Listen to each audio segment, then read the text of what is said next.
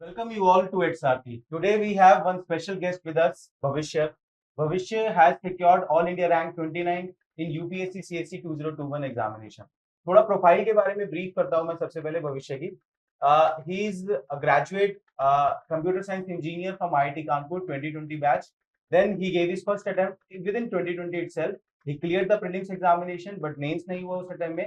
Then in 2021, which was his second attempt, he finally made it to the top rank all India rank 29 and finally जो preference list है उसके हिसाब से ही will be getting Indian foreign services. Welcome Bhavishya to XRP. Thank you so much. So one question I would like to ask, which courses of XRP you had joined, and you can be completely autonomous. अगर कोई criticism है you can also do that. ठीक है. So which courses of XRP you have joined and what difference you find? है ना, एक general नहीं, मैं कुछ स्पेसिफिक डिफरेंस पूछूंगा. What the idea of mentorship which we are promoting, how does it help you? Right. So मैंने virtually सारे courses join करे थे. मैंने प्रीलिम्स के दोनों ईयर ज्वाइन करा था क्योंकि जब तक रिजल्ट नहीं आया था. इसके अलावा मेंस का भी मैंने एक बार प्रीलिम्स से पहले भी स्टार्ट कर दिया था. एड साथी ने वो भी ज्वाइन करा था. और जब प्रीलिम्स में होने के बाद लाइव आंसर राइटिंग सर वो काफ़ी ज़्यादा अच्छा यूजफुल था. और इसके अलावा मैंने एक PSIR का पहले भी ज्वाइन किया था कोर्स. तो वर्चुअली मैंने सारे कोर्सेज ज्वाइन करे थे एड साथी के. और मेन यही एक ये सेंट्रल पॉइंट बहुत इंपॉर्टेंट है यूपीएससी के नेचर के बारे में कि कोई भी इंडिविजुअल चीज यूपीएससी में हार्ड नहीं है. एक्चुअली डिफिकल्टी इसलिए है क्योंकि बहुत सारी चीजें सिलेबस में बहुत सारी चीजें. हाँ, तो इसलिए मेन जो आपको एक मैप चाहिए कि आपको कौन सी चीज पे फोकस करना है और कौन सी चीज पे जो प्रायोरिटाइजेशन ऑफ नॉलेज है वो बहुत ज्यादा इंपॉर्टेंट है. तो इसमें जो परेटो रूल है कि 20% चीजें उसमें से ही आपको 80% आउटपुट मिलेगा. तो आपको 20% आइडेंटिफाई करना बहुत जरूरी है. तो एड साथ ही उसमें बहुत ज्यादा हेल्प. पढ़ तो मतलब कोई भी लेगा. यहाँ पे आपकी एक्चुअली IQ या कुछ टेस्ट नहीं हो रहा है कि मतलब कुछ टेक्निकल चीज नहीं हो रही है कि आपको मैथ प्रॉब्लम सॉल्व नहीं करनी है. तो इसलिए बस आपको अगर ये प्रायोरिटी पता लग जाए कि कौन सी चीजें इंपॉर्टेंट है तो और उस पर आप फोकस कर पाओ तो. और पढ़ना एक्चुअली इशू नहीं है. मोस्ट ऑफ द लोग इशू यही हो रहा है कि वो गलत जगह पे अपना हार्ड वर्क वेस्ट कर रहे हैं. अगर आप इस प्रायोरिटी वाले टॉपिक्स पे फोकस कर लें तो आप और वो एडसारती कर रहे हैं. ये बेस्ट चीज है मटेरियल की. और इसमें भी और सबसे ज्यादा इम्पोर्टेंट ये कि एडसारती आपको कुछ वो बल्क जो मटेरियल जो दूसरे कोचिंग दे रहे हैं वो नहीं दे रहे. तो हमेशा ये आपके पास फ्लेक्सिबिलिटी रहेगी कि आप हमेशा जो स्मॉल टॉपिक्स है स्मॉल शॉर्ट नोट्स है वो हमेशा मोर मैनेजेबल है रेदर देन कि आप अगर किसी के बल्क नोट्स लें तो फिर आप और वो बहुत ज्यादा बल्की और मैकेनिकल हो जाता है. Alright. So I think the thing which you have said, मेरे लिए भी लर्निंग है ये सब व्हाट वी आर डूइंग कई बार, है ना. सो द थिंग इज कि पूरा एग्जामिनेशन इतना होमंगियस है, हम गलत जगह एफर्ट डाल देते हैं कई बार. So somebody has to be there who tell you exactly कि यहाँ एफर्ट मारना है, ऐसे प्रायोरिटाइज करना. Like you were using the keywords जब मैं अपने मेंटरशिप सेशंस में यूज करता था कि आपको प्रायोरिटाइज करना है, बिल्कुल हायरार्की ऑफ इंफॉर्मेशन क्रिएट करनी है, सही डायरेक्शन में हिट करना है, कंटेंट जो आप पढ़ रखा है उसको यूज कैसे करें, एग्जाम में रिप्रोड्यूस कैसे करें. So that is what we are focusing upon in our mentorship programme. And again crisp material, है ना. और हमेशा ये क्वेश्चन जब भी आपको डाउट हो आप ये क्वेश्चन पूछिए कि आप अभी अपने मटेरियल के कंट्रोल में हैं कि नहीं. जैसे अगर आपके पास कुछ बहुत ज्यादा PDFs और ये सब हो गई है तो आप उसको आप कभी भी रिवाइज नहीं कर सकते, उसको आप कभी भी कंसोलिडेट नहीं कर सकते. तो आप हमेशा जब भी आप आपका जो रेगुलरली वीकली या जब भी रिफ्लेक्ट करके देखिए कि जो भी आपने अभी आपका कंटेंट है आप उसके कंट्रोल में है कि नहीं. कंट्रोल में ये होने का मतलब है कि आप अगर आपको एक हफ्ते में आप अपना सारा मटेरियल को रिवाइज वगैरह कर सकते हैं. तो अगर आपके पास कीवर्ड्स एग्जांपल्स शॉर्ट नोट्स होंगे तो आपको कॉन्फिडेंस देगा क्योंकि वो आप कंट्रोल में. अगर आपके पास बल्क PDFs होंगी तो आप उसको कैसे रिवाइज करेंगे, वो सब बहुत इशू बन जाता है. तो और एक्चुअल एग्जाम में भी आपके पास इतना ही स्कोप होता है कि आप बस कीवर्ड्स और जो बहुत स्पेसिफिक चीजें वो ही यूज कर पाए और बाकी की चीजें तो आप वैसे भी कर ही लेंगे. तो जो फोकस कंट्रोल पे और उसको ऑर्गेनाइज कैसे करना है कि कौन सी चीजें इंपॉर्टेंट है वो. तो बेसिकली इंफॉर्मेशन गैदर करते रहते हैं हम. अगर हम बोले सबसे बड़ा इशू जो प्रिपरेशन का है, इंफॉर्मेशन गैदर करते रहते हैं, उसको मैनेज कैसे करेंगे, उसको क्रिस्प कैसे बनाएंगे, उसको क्रिस्प तरीके से एग्जाम में प्रोड्यूस कैसे करेंगे, दैट इज द. और ये बहुत डिफिकल्ट क्वेश्चन है क्योंकि आप जब आपके पास सारे 7 पेपर की कंटेंट नोट्स और जो भी सब कुछ हो जाएगा उसे कैसे मैनेज कर. क्योंकि आप और इवन आप कितना भी कर लेंगे उसके बाद भी आप रियलाइज करेंगे कि एक्चुअल एग्जाम के दिन आप उसका बहुत ही छोटा सा फ्रैक्शन यूज कर पाए. तो हमेशा आप ये स्टार्टिंग से ही आप सोचें कि कौन सी चीजें जो है वो एक्चुअली यूज होगी. जैसे अगर आप कोई भी एक कहीं से भी आप कॉपी पेस्ट करके कुछ रख रहे हैं, तो आप उससे सोचिए कि आप इसको आप एग्जाम में यूज कर पाएंगे कि नहीं कर पाएंगे। Right.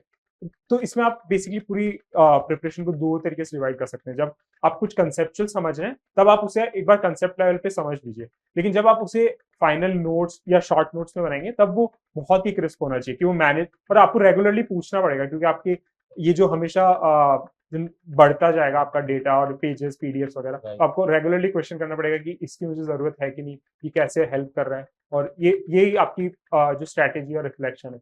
और इससे आप मैच करिए पीवाईक्यू और सिलेबस से कि ये यहाँ यूज होगा कि नहीं होगा, क्यों होगा, मैं कैसे यूज करूंगा। Right. So about this application, I would like to extend this discussion कि ये हम आंसर में यूज कर सकते हैं या नहीं कर सकते। इस पे ना एक बहुत बड़ा क्वेश्चन है भविष्य, जो मैंने देखा है कि ये पता कैसे लगेगा। अगर कोई कंटेंट ही पढ़ता जा रहा है ना, वो लिख के ही देख रहा है, तो उसे ये पता ही नहीं लगेगा कि हाँ वहां पे 7 मिनट में और 2 पेज में इतना ही लिखने का स्कोप है ना। So that takes us to the discussion of answer writing, है ना।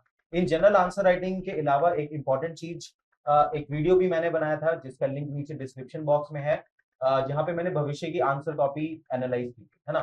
सो वहां पे भविष्य आपकी आंसर कॉपी में ये पॉइंट नोटिस किया कि you right in a very crisp manner, किसी भी पॉइंट का एलैबोरेशन नहीं, कीवर्ड ड्रॉप करना, 4 से 5 वर्ड के सेंटेंसेस हैं वहां पे, ठीक है ना, कोई ग्रामर का ध्यान नहीं रखना, है ना।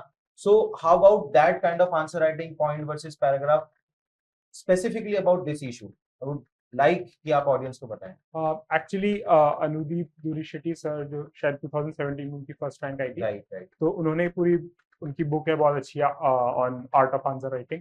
तो उनकी ये अप्रोच थी कि बहुत ज्यादा क्रिस्प और कीवर्ड्स ओरिएंटेड आंसर्स लिखना, ताकि फर्स्ट एक तो आप जब आप एक्चुअली रियलाइज करेंगे 7 मिनट या 10 मिनट में आंसर राइटिंग, वो बहुत ही ज्यादा डिफरेंट एक्सपीरियंस होता है रेदर देन नॉर्मली पढ़ना या फिर नॉर्मली आंसर लिखना भी। और अब आप सोचिए कि आपको बैक टू बैक 20 आंसर्स लिखने हैं और क्वेश्चंस भी एकदम रैंडम, आपको कुछ आइडिया नहीं है कि वो नए हैं, कहाँ से आ रहे हैं, इवन आउट ऑफ सिलेबस भी होंगे कुछ क्वेश्चन, तो ये बहुत ज्यादा डिफिकल्ट एक्सपीरियंस होता है। तो जितना हम इमेजिन करते हैं कि हम कितना अच्छा परफॉर्म कर पाएंगे और एक्चुअल एग्जाम की परफॉर्मेंस वो बहुत ज्यादा डिफर करती है। तो इसलिए फर्स्ट तो बेस्ट आंसर राइटिंग का यही सोल्यूशन है कि आप एक तो आप अनुदीप दुरीशेट्टी सर की बुक देख सकते हैं और मेरे आंसर शीट देख सकते हैं अगर आपको सही लगे, और भी टॉपर्स काफी ज्यादा टॉपर्स ऐसे ही आंसर्स देख रहे हैं तो आप वो भी देख सकते हैं।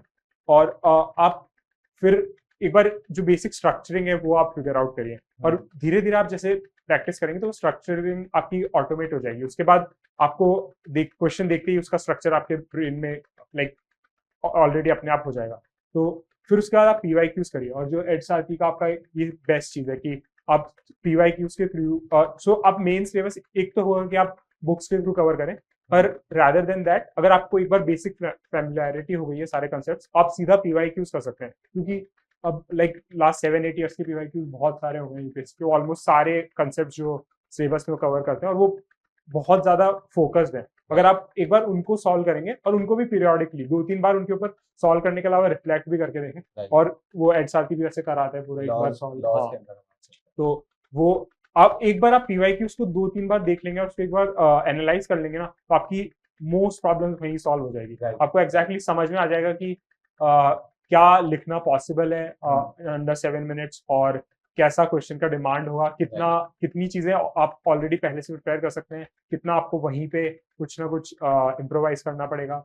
और ये सब ये पीवाई ऐसे एक्चुअली बताना बहुत डिफिकल्ट हो जाता है एब्स्ट्रैक्ट में, लेकिन पीवाईक्यू बहुत ही कंक्रीट है। आप उन्हें एक बार करिए और उनको डीपली रिफ्लेक्ट करिए, हर भले आप 1-1 घंटा ले लीजिए एक क्वेश्चन के लिए। कुछ क्वेश्चंस बहुत यूपीएससी के यूनिक क्वेश्चन है जो ऐसा लगता है कि आउट ऑफ सिलेबस है, और उनके लिए अगर आप एक तरह उनके लिए आपको कोई स्पेशल नॉलेज चाहिए, अगर वो नहीं, आप देखिए कि कैसे जो वरुण सर ने उसके आंसर कंस्ट्रक्ट करें, और हमेशा आप ये सोचिए कि आपको कोई आइडियल आंसर कंस्ट्रक्ट नहीं करना है, आपको जो रीजनेबल आंसर कंस्ट्रक्ट करना है जो 7 मिनट में लिखा जा सके। बिल्कुल, और वो भी बैक टू बैक 20 क्वेश्चन, तो आप बिल्कुल ये आपकी एक्सपेक्टेशन सेट हो जानी चाहिए, और वो पीवाईक्यू सेट करेगा कि आपको फिर आपकी प्रिपरेशन एकदम स्ट्रीमलाइन हो जाएगी। आपको एग्जैक्टली पता हो जाएगा कि तो आप कुछ भी पढ़ेंगे लंबी चीज तो आपको पता लग जाएगा ये तो मैं यूज ही नहीं कर सकता हूँ, तो पढ़ने का कोई वेरी वेरी इफेक्टिव थिंग भविष्य सेट कि आप पहले पीवाईक्यू देख के ये देख लो, चाहे 1-1 घंटा एक क्वेश्चन पे लगाओ, ही सेट ये रियलाइज कर लो कि कितना डेप्थ में पॉसिबल है वहां लिखना।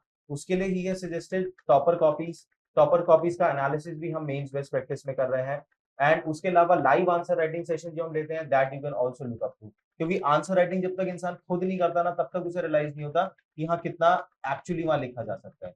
ऑल बिल्कुल right, time bound answer writing. Time bound, time बिल्कुल। बाउंड। और आंसर राइटिंग और टाइम बाउंड आंसर राइटिंग में बहुत ज्यादा डिफरेंस है। बिल्कुल ये मे बी ऐसा कर सकते हैं कि स्टार्टिंग में आई थिंक मे बी आपके साथ भी ऐसा हुआ होगा कि स्टार्टिंग से ही 7 मिनट और 11 मिनट का टाइम नहीं हाँ आता है हाँ ना। You can be like 10-12 minutes में आप 10 मार्कर राइट लेते हो, राइट बट हाँ it should not be like कि आधे घंटे बैठे हाँ हैं पेन घुमा हाँ के लिख रहे हैं, है ना। बिल्कुल वो बिल्कुल नहीं होना चाहिए। Time bound answer writing which is. All right, thank you very much, thank you भविष्य for coming to eight Sarathi. Thank you sir. All right.